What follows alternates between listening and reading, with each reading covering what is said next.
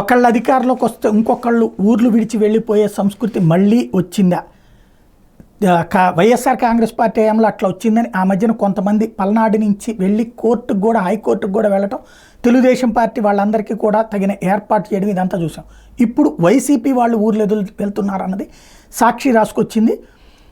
తాజాగా తిరుపతి జిల్లాలో అధికార టీడీపీ నేతలకు సంబంధించినటువంటి వ్యవహారంలో అక్కడ ఉన్నటువంటి వైసీపీ కార్యకర్తలు వీళ్ళు కొంతమంది మీద దాడులు జరిగినటువంటి సందులో వెళ్ళారని, టోటల్గా బాపట్ల జిల్లా చెరుకుపల్లి మండలం గొల్లపల్లికి చెందిన వైఎస్ఆర్సీపీ మండల స్థాయి నాయకుడు చెన్ను కోటేశ్వర కుటుంబం 20 రోజులుగా అజ్ఞాతంలో గడుపుతోందని, కోటేశ్వర 1990 నుంచి వరుసగా 3 దఫాలు గుళ్లపల్లి సర్పంచ్గా, మండల పరిషత్ అధ్యక్షుడిగా పనిచేశాడు.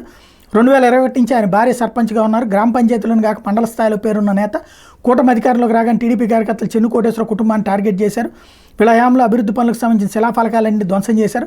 కోటేశ్వరరావును గ్రామస్తుల సమక్షంలో దుర్భాషలాడారు. చంపేస్తామంటే ఏకంగా మైకులో గ్రామం మొత్తం తిరిగి అనౌన్స్మెంట్ చేయడంతో ఆయన వెళ్ళిపోయారన్నట్టు. శ్రీకాళహస్తి రూరల్ మండలం పరిధిలో ఈశ్వరయ్య కాలనీకి చెందిన 55 కుటుంబాలు, వాగివేడులో 17 కుటుంబాలు, నారాయణపురంలో 3 కుటుంబాలు, మొత్తం 75 కుటుంబాలు ఊరొదిలి వెళ్ళినాయి అన్నటువంటిది.